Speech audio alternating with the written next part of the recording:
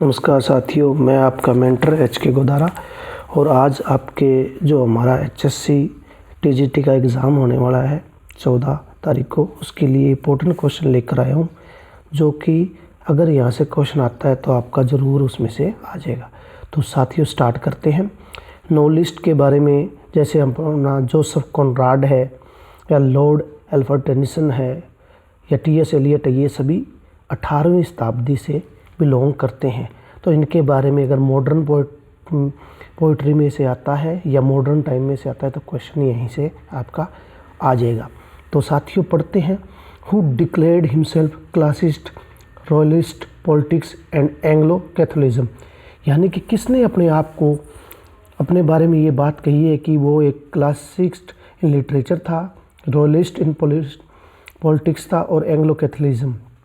तो ये बात कही है T.S. एलियट ने, जो हमारे मॉडर्न पोइट है।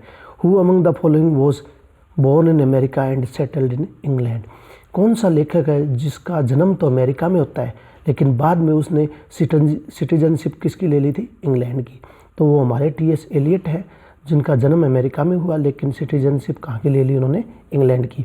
Who influenced Eliot in his teenage, यानी कि जो लिखा है, जो T.S. एलियट ने लिखा है और वो किससे प्रभावित है, तो फिtzgerald से प्रभावित है। Who was the first publisher poem of Eliot, T.S. Eliot की पहली पोएम कौन सी है, क्योंकि हमें पोइट्री करनी है तो पता होना चाहिए। A table of festers. Who on which philosophy T.S. Eliot compared his doctoral thesis but did not earn, जो T.S. एलियट है उन्होंने किसके ऊपर अपनी PhD का थीसिस लिखा लेकिन कंप्लीट नहीं किया, तो E.H. ब्रैडले है। Who has composed the poem love song of J. Alfred Prufrock, जो इम्पोर्टेंट पोएम है T.S. एलियट की, आपको याद रखनी है। The love song of J. Alfred Prufrock है, जो T.S. एलियट ने लिखी है। Who is called the literary mentor of T.S. Eliot, यानी कि मेंटर होता है, जैसे कि मैं आपका मेंटर हूँ, सहायता करने वाला, तो वो कौन थे इसके, Ezra pound.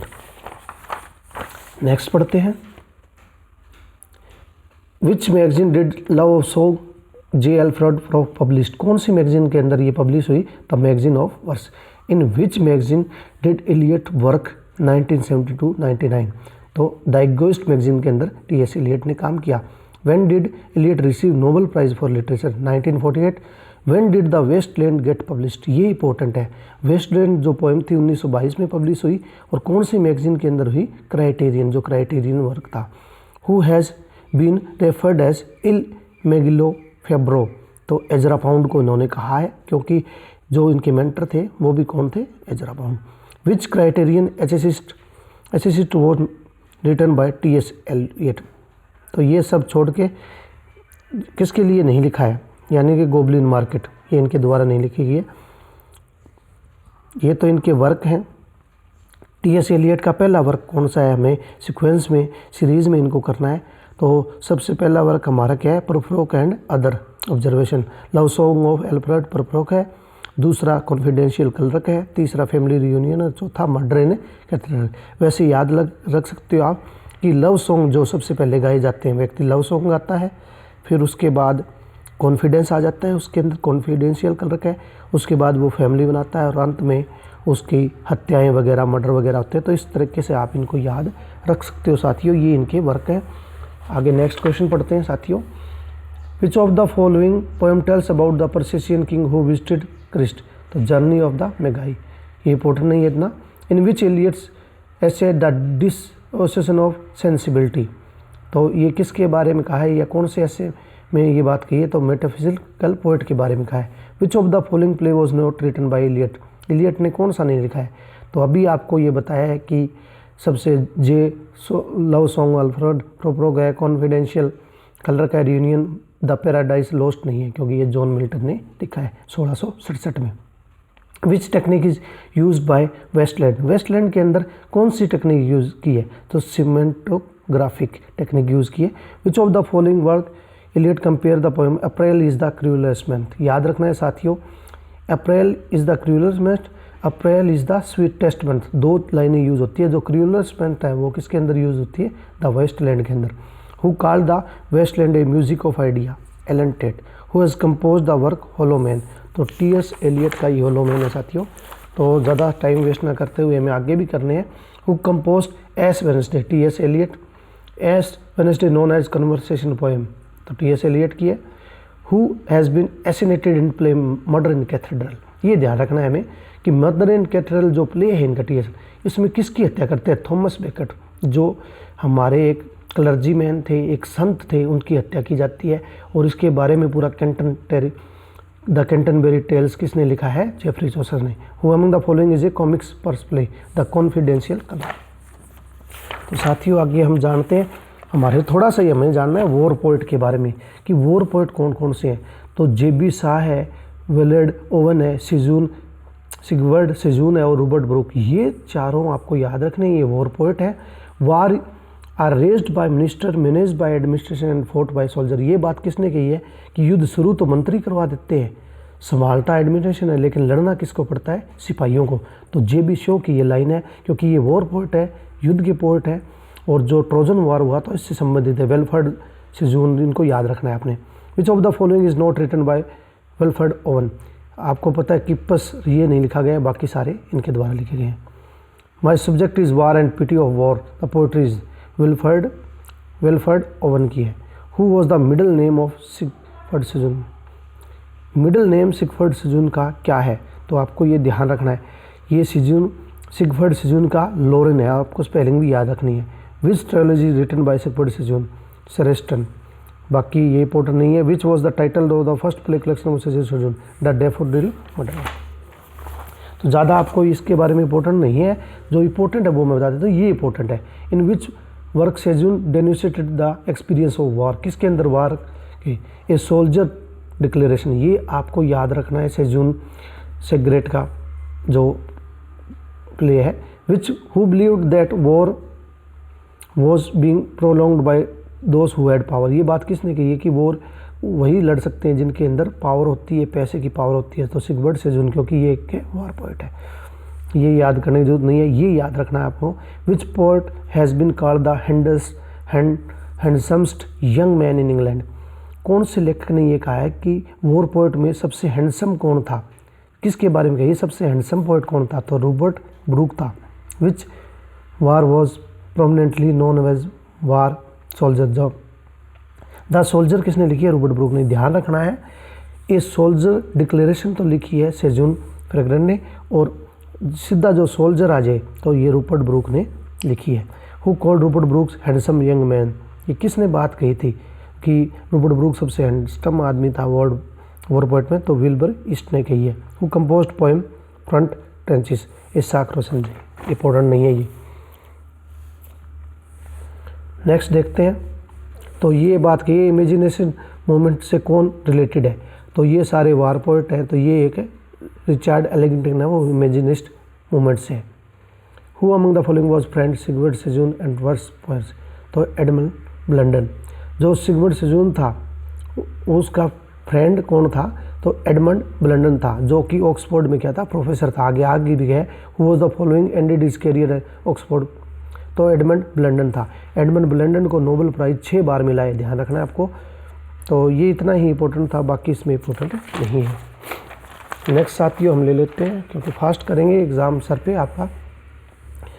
Whose poem is consider the satire on English language, कौन से की पोएम है? स्टायर है, पॉलिटिकल स्टायर है, आपको ध्यान रखना है। एब्सलम एंड एक्टोफिल इंपॉर्टेंट है। जॉन ड्रेडन का जो स्टायर है वो ध्यान रखना है। मैकफ्लेक्नो भी स्टायर है, और rape of log the Alexander pope की स्टायर है। मैकफ्लेक्नो भी एक स्टायर है, अभी मुझे ध्यान नहीं है कि किसकी है, लेकिन मैं बता दूंगा। Who gave the following definition, a true end of satire is the amendment of verse through correction, John Dryden. हाँ, तो मैकफ्लेक्नो जॉन ड्रेडन के साथियों। Which popular work of literature is consider the first satire, तो Aesop's fables. Who is consider the first Greek satirist, Aristophanes, ये important नहीं है इतना। अब आपके लिए इंपॉर्टेंट है, जो मैं आपको बता देता हूँ, यहाँ से शुरू होते हैं। George Orwell Animal Farm is a type of satire, George Orwell जो एनिमल फार्म है जॉर्ज ऑरवेल की, वो कैसी स्टायर है? होरेशियन स्टायर है, ठीक है। Jonathan Swift model professor stair कौन सी प्रकार की है? जुबिलियन स्टायर है। तो ये स्टायर है कुछ, और जो सिंपल स्टायर होती है पीपल और वर्क को फिक्शन लिखती है उसको मैनिफियन स्टार बोलते हैं। बस इतना ही आप रख लेना याद है, बाकी आपको इसका इतना ज़रूरत है नहीं है साथियों। स्टायर के बारे में, स्टायर हमारे एग्ज़ाम में शायद ना आए। उसके बाद हमारा लास्ट जो पोइट है जोसेफ कॉनराड, उसके बारे में पढ़ते हैं। जोसेफ कॉनराड का जो समय है वो 1857 से 1924 है। Who among the following is the first English novel? Joseph Conrad का फर्स्ट इंग्लिश नॉवल कौन सा है? तो एल्मेयर्स फोली है। Nostromo, Lord Jim, heart of darkness, सब इसने लिखा है। Who among the following Conrad autobiographical in nature? Autobiography का जो अपनी आत्मकथा है वो किसके अंदर है? The mirrors of the sea के अंदर इन्होंने लिखा है। जो ऑटोबायोग्राफी उसमें मिरर ऑफ सी में इन्होंने लिखा है। The journey of Conrad inspired into heart of darkness?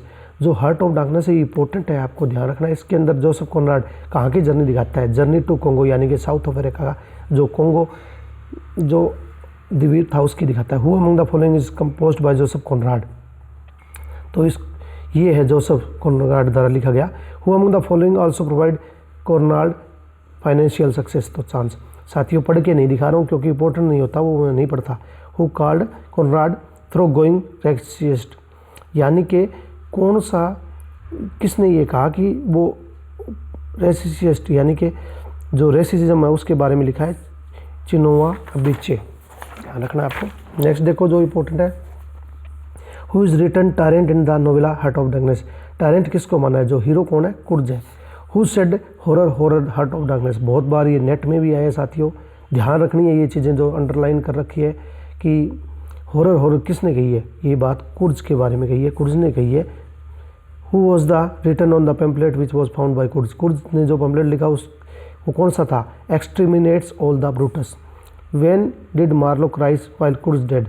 Marlowe ने रोते हुए कौन से शब्द यूज़ किए? मिस्टाज कुर्ज ही डेड, ध्यान रखना इंपॉर्टेंट है, आया हुआ है।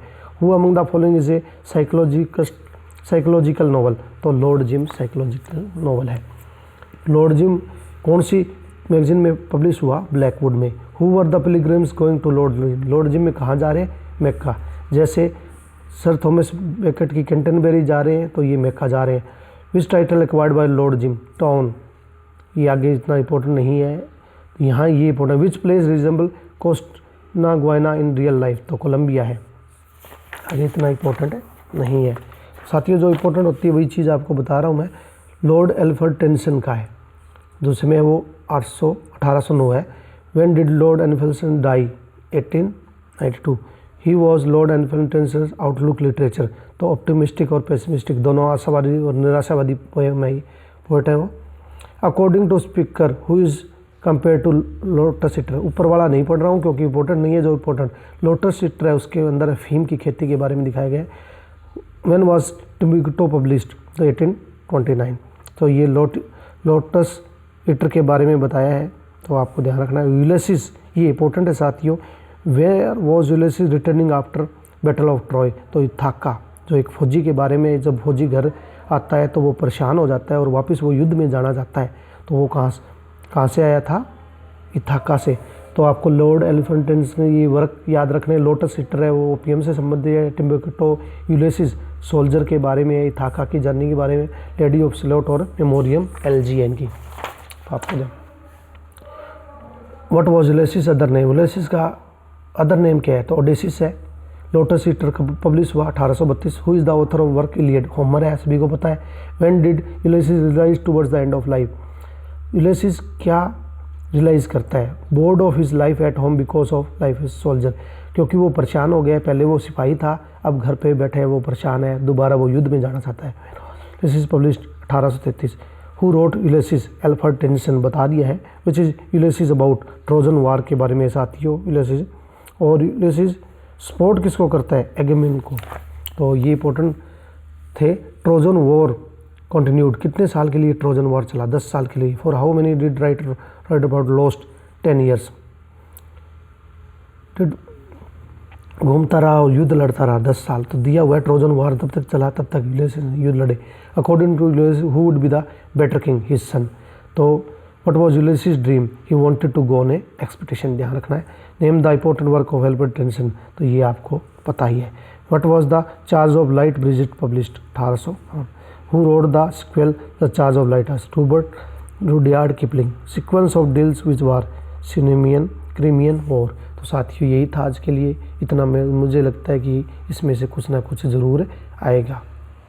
तो टेक केयर साथियों, और तैयारी को पूरा ज़ोर शोर से रखो, और अब मैं तो यही कहूँगा कि आप तैयारी अपनी 100% रखो।